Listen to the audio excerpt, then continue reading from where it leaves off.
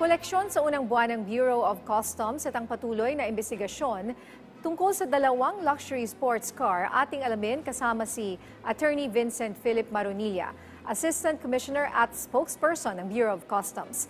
Attorney Vincent, magandang tanghali po.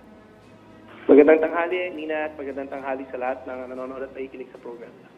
Well, una po sa lahat, sir, congratulations sa achievement na ito ng Bureau of Customs kung saan lagpas sa target collection ng inyong koleksyon sa unang buwan pa lang ng taon.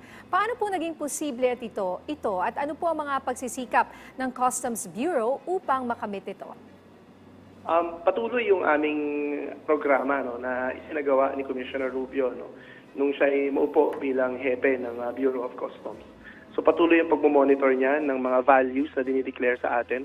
Pagpipigil namin sa mga smuggled goods para yung mga revenue leakages natin ay mapigilan.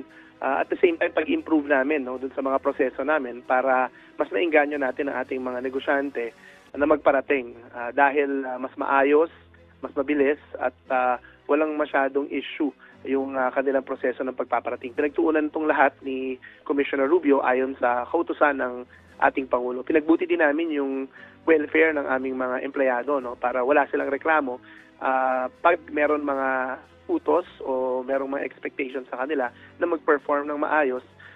Alam din naman nila na inaalagaan sila ng aming commissioner pagdating dun sa mga pangangailangan nilang personal at hindi na nila kailangan pang gumawa ng mga tiwali.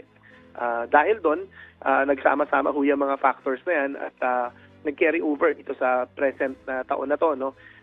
Gumawa kami ng konting adjustments based on doon sa aming ginawang improvements last year. Pinag-aralan ho yan ni Commissioner Rubio at gumawa na siya ng konting adjustment. Kaya po ngayong buwan na to ay sumobra kami sa mahigit kumulang 1 billion, 1.5 billion pesos na surplus. Ang target namin is supposed to be 71.779 billion lang, pero ang nakolekta po ng Bureau of Customs is 73.329 billion pesos. Sa laki po ng koleksyon na ito, ano po ang inaasahan ng Customs sa mga susunod na buwan at ano po ang inyong mga pagsisikap para ma-sustain ang ganitong performance ng inyong ahensya? Tuloy-tuloy lang po ang trabaho ng Bureau of Customs. Tuloy-tuloy din po ang pag-monitor namin sa aming performance at pati po dun sa mga indicators na aming na-set up para po maging consistent yung aming performance pagdating sa revenue collection. Inaasahan po namin na makukuha namin ang mga target namin within the next few months pa hanggang sa buong taon na target. Hindi lang po doon, nagsusumika po ulit kami tulad nung isang taon na makakamit po ng malaking surplus po para makatulong po sa pagpopondo ng mga programa ng ating pamahalaan. Alam po ng pamunuan ng Bureau of Customs sa pangunguna ni Commissioner Bian Rubio kung gaano kahalaga ang aming role na makapag-contribute dito sa pananalapi po ng ating pamahalaan para po makapagpatayo tayo ng mga bagong daan, matupad po ang mga programa ng ating pamahalaan. At ito po itugon namin sa panawagan sa amin ng ating Pangulo na gawin ang aming trabaho at makakontribute po sa ating gobyerno. Ito, kaugnay po ng sinabi nyo, ano po ba ang year-end target ng BOC sa taong 2024 po? Kulang-kulang 1 trilyong piso ang aming target. But we're trying to achieve na makakolekta po kami ng mahigit sa 1 trilyong piso. Ang aming pong target ay kulang-kulang sa 1 trilyong piso. So almost 1 trillion pesos po ang aming target and we're planning to reach at least more than that. Naputol po ang linya ni Attorney Maronilla.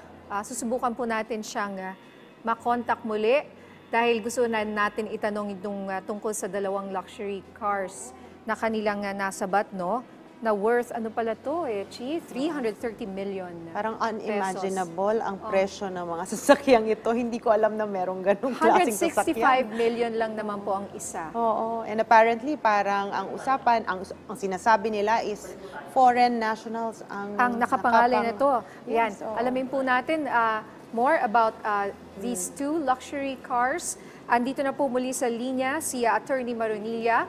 Sir, we were just talking about yung luxury cars na worth 330 million or 165 million each na nasabat po or iniimbestigahan nyo ngayon. Ano po ang update dito at ano po ba ang talagang nangyari?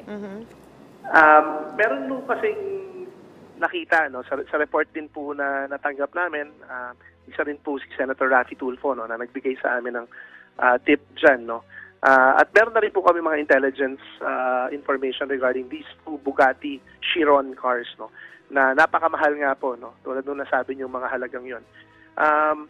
So dinouble check ko namin sa Bureau of Customs kung may mga sa record namin may pumasok na mga gantong kotse. At sa amin pong pagsiyasat, wala po sa record namin na may pumasok o nag-declare ng gantong mga kotseng to. So may presumption po ngayon na smuggled pong itong mga to at hinahanap na po namin, no, para po maimbestigahan din kung paano nila ipasok, sino mga responsableng tao na gumawa nito dahil wala pong record sa Bureau of Customs na pumasok to, no. Baka ho sa backdoor pumasok itong mga to at doon na smuggle.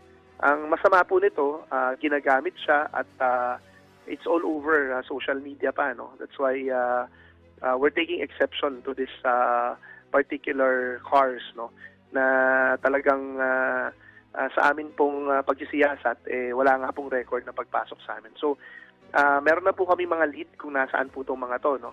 Meron din po kaming reward na ino-offer na po, no. Kung ano man pong halaga nito, ang sa nasa batas po na 20% nung halaga nito ay maaari naming ipamigay bilang reward, no. Dahil ito naman po ay aming isusubasta kung sakasakali na mahuli namin to at talaga ma-confirm yung aming information, no, na wala talagang pinagbayaran to mga to at smuggled. So sa ngayon po, may mga lead na po ang aming intelligence group galing sa iba't ibang sources and we're trying to come up with an operation against these vehicles para ma-apprehend ho at at the same time makasuhan namin yung mga responsableng tao na nagmamay-ari o nagpasok itong mga illegal na items na to. Okay, nakakabahala po itong balitang ito, Attorney, no? Pero sa inyo pong opinion, paano po kaya ito nakapasok sa bansa kahit di umano'y walang proper documentation? Kasi apparently kung nangyayari ito sa mga ganyang kalalaking mga bagay, maaring nangyayari rin ito sa mga maliliit na bagay na pumapasok po sa ating bansa. Tama po, no? Recently po, we've seen a rise on outright smuggling, no? Pag sinabi po namin outright smuggling, hindi na po sila dumadaan sa mga puerto natin. May mga barko na ho, no, na sumasalubong yung mga barko po dito sa atin na sumasalubong sa mga malalaking barko sa laot. Meron na po sila mga special cranes din doon, no. Nililipat yung mga smuggled items at pinapasok sa iba't iba nating open seas, no. Alam niyo naman po na isa tayong archipelago at napakalaki po ng ating kalawakan, no, nung mga ibang private na pantalan po, no.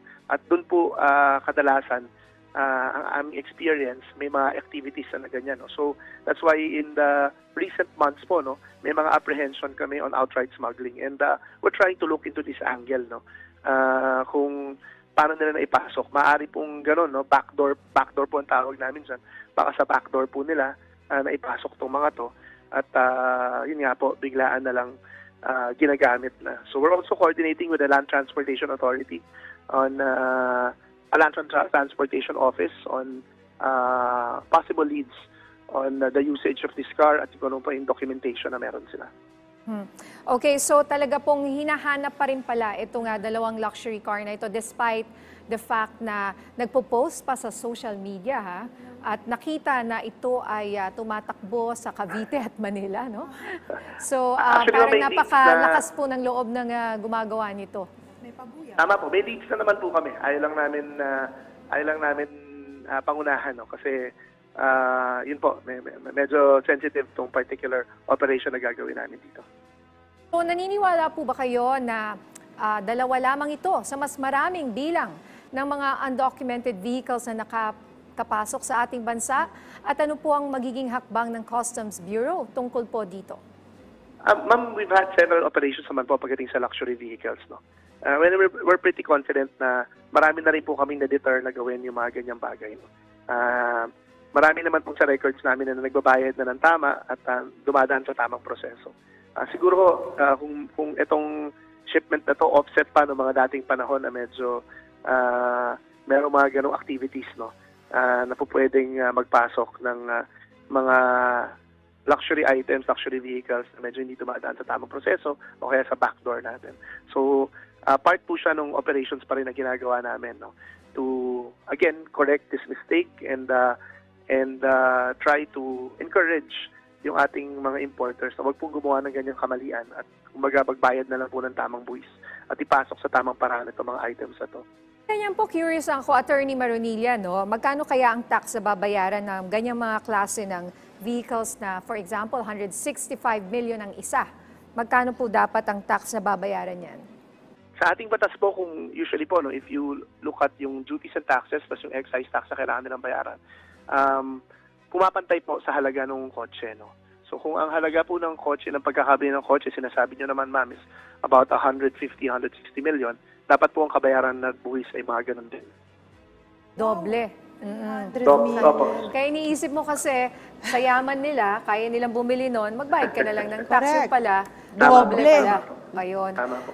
Okay, Kaya po marami. tinatawag silang excisable items, ma'am, kasi dapat po yung nagpaparating sa kanila can afford to pay luxury taxes. Alright, maraming salamat po sa inyong oras. Attorney Vincent Philip Maronilla, Assistant Commissioner at Spokesperson ng Bureau of Customs.